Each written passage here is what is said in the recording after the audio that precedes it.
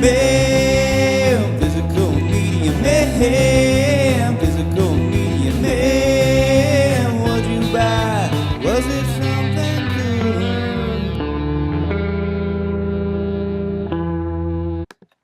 What's up, guys? Physical Media Man back here again for another bonus video. I got November monthly movie reviews. We watched 15 total movies, 12 at home, 3 at the movie theater.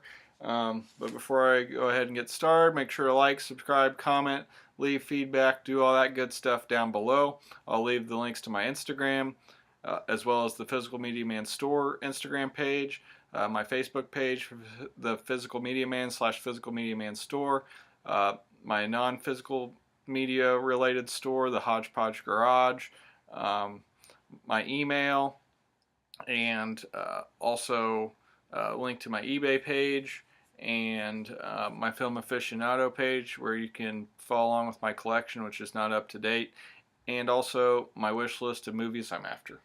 So I'm going to go ahead and get started. So first up, we watched Rachel Getting Married. Picked this one up for $3 a while ago, probably at least 6 months. Directed by Jonathan Demme, that's why we picked it up. I've enjoyed a lot of his movies. Was not very impressed with this. So Anne Hathaway plays a drug addict, and she's gone through a lot in her life. But she's in rehab, but she gets out for her sister's wedding. So her sister's Rachel, and it's just the movie's about the week leading up to the wedding, and just there, it's just like family drama.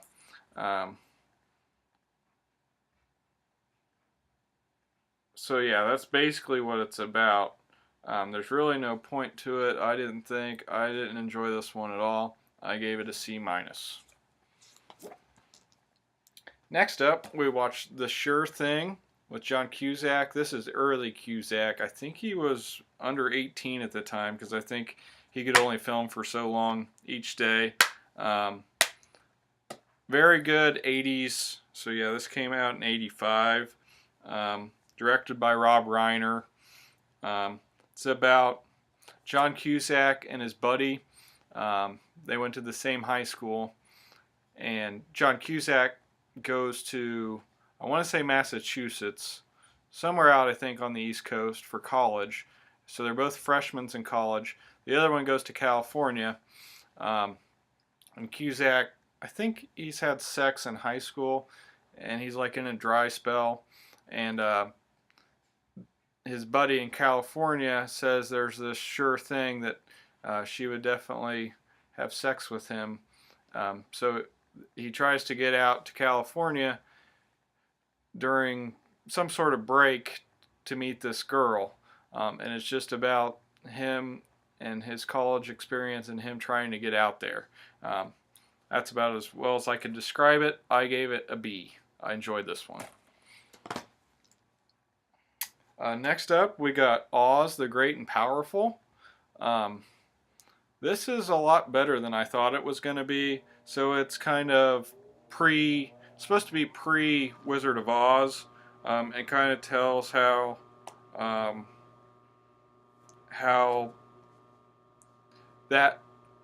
Oz got to be Oz before the Wizard of Oz.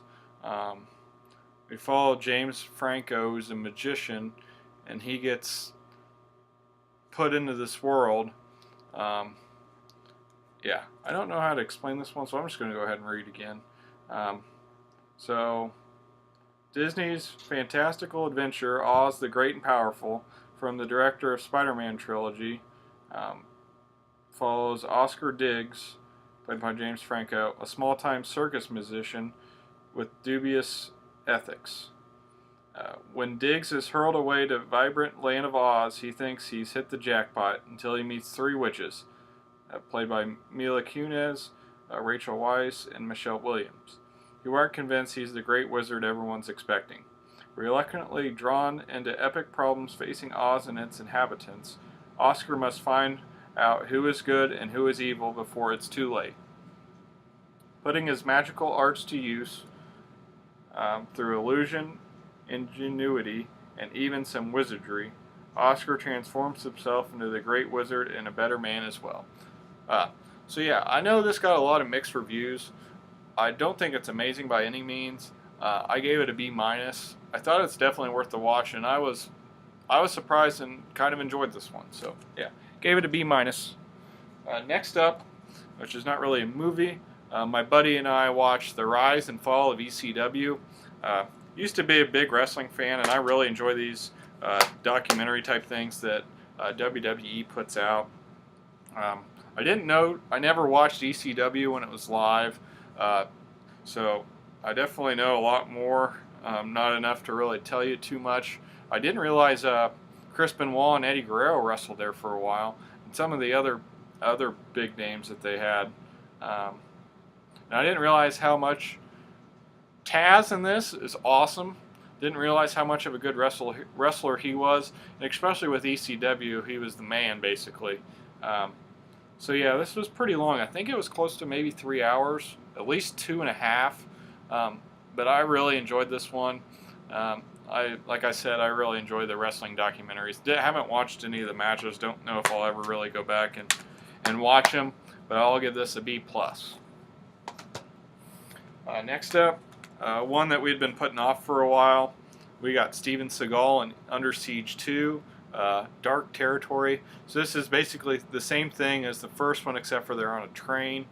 If you haven't seen it,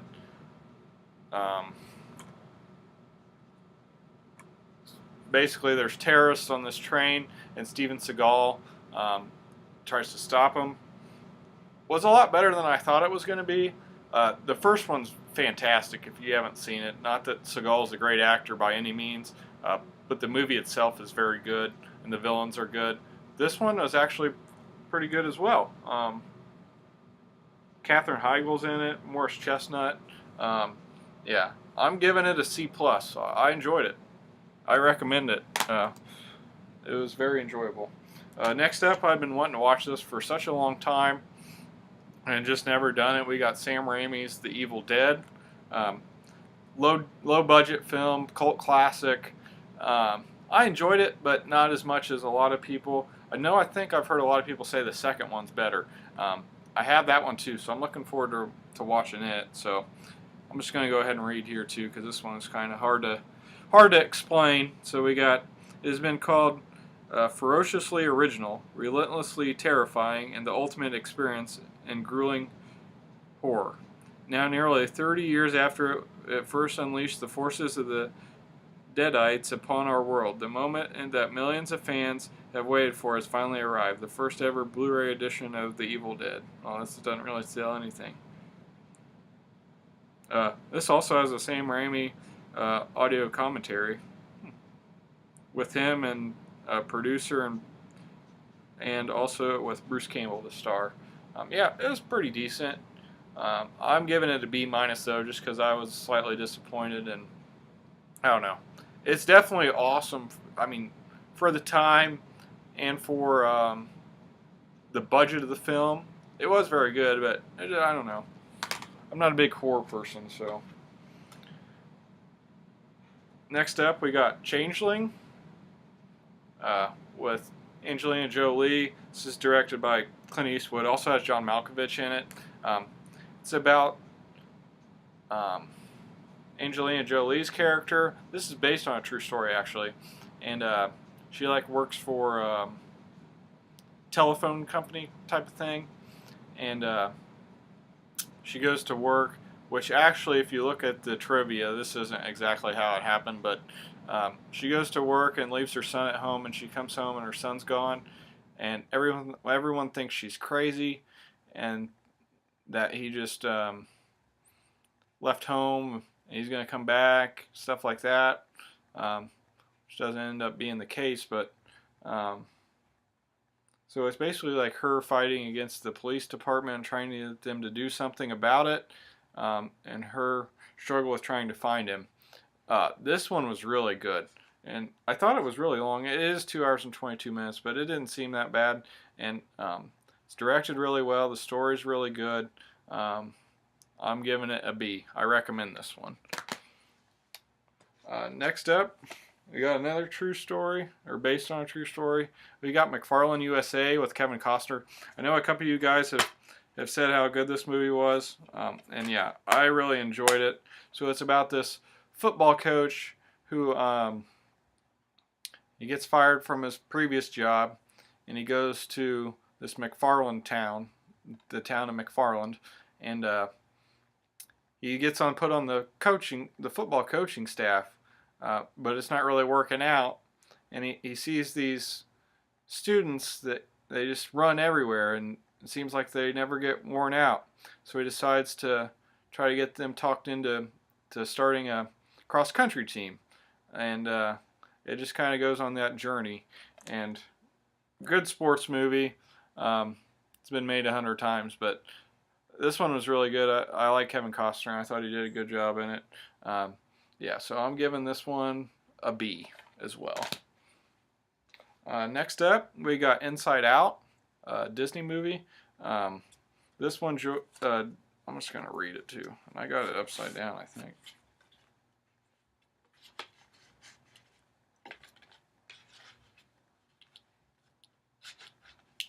Oh, come on. All right, there we go. So,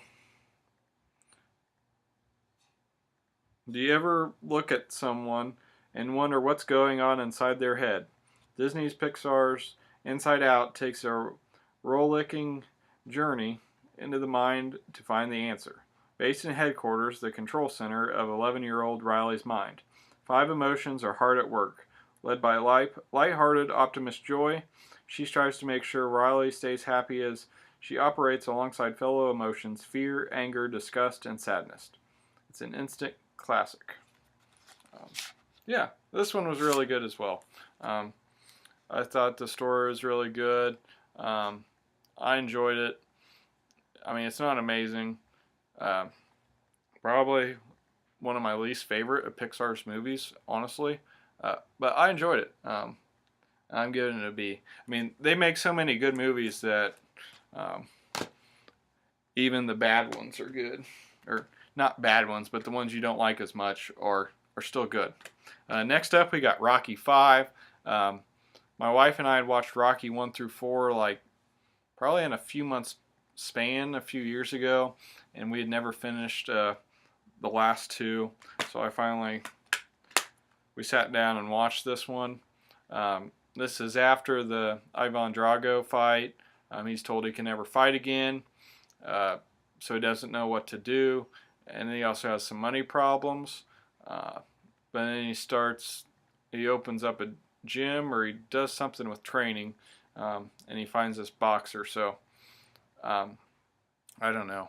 There's no actual boxing match really, as a lot of people know. If you haven't seen it, sorry if I ruined it, but this is the worst one easily.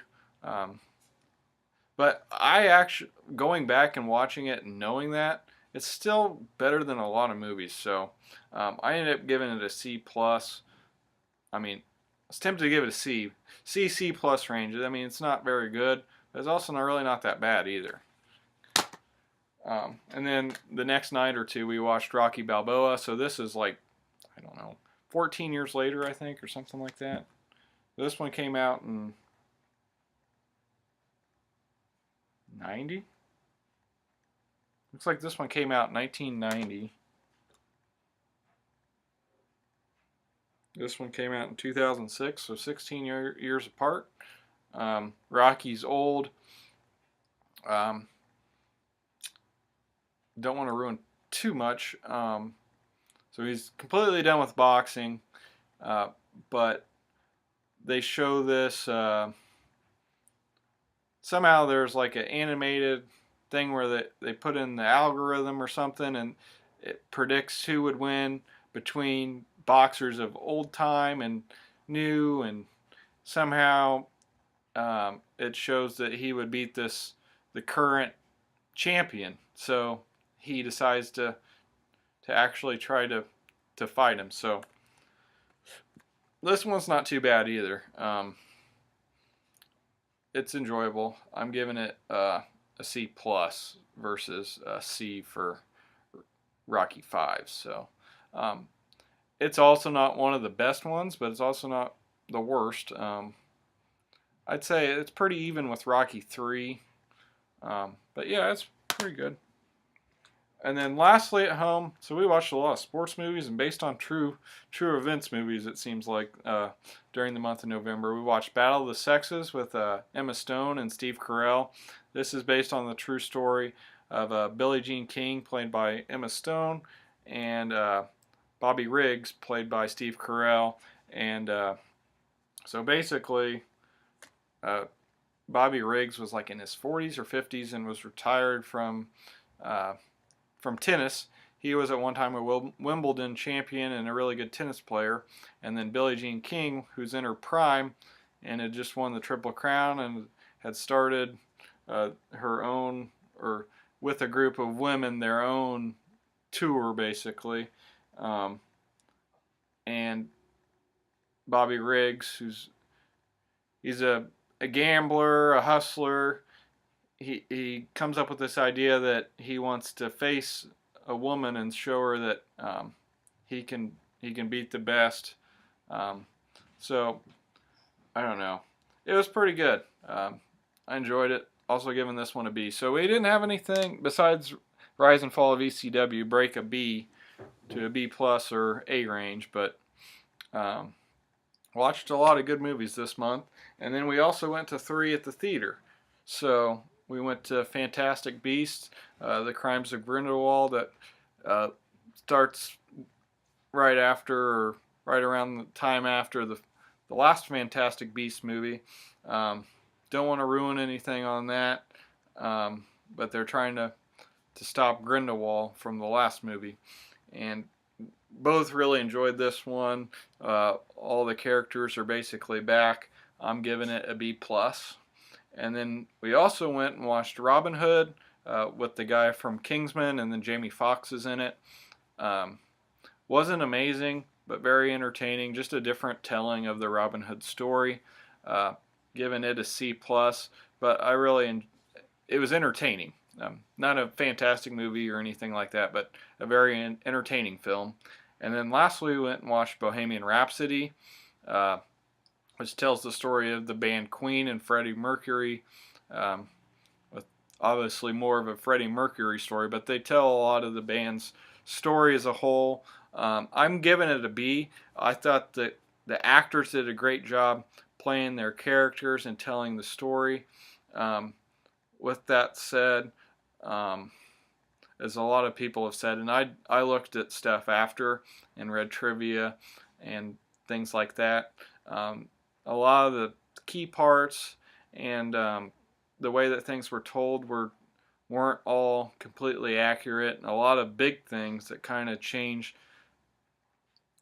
could change the movie, or things that they made seem like a big deal, or what the band, what point they were at that time wasn't completely accurate. So with that said, I'm giving it a B. If it wasn't for that, I probably would have given it at least a B plus. The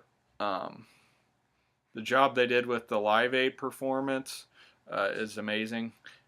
So I suggest either before or after watching the movie, going and checking out Queen's Live Aid performance. So I knew quite a bit about the band, but not a ton going in, so it was neat to go back and read some information on the band and Freddie Mercury. So yep, that's everything we watched during the month of November. Again, let me know what you guys think of this, since I don't do it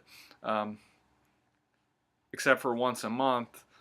I feel like I'm getting better, but again, it's not my strong suit, so let me know what you guys think. I'll try to continue to improve on doing these reviews and talking about the movies that we watch. So yeah, that's all I got. So this is Physical Media Man signing off.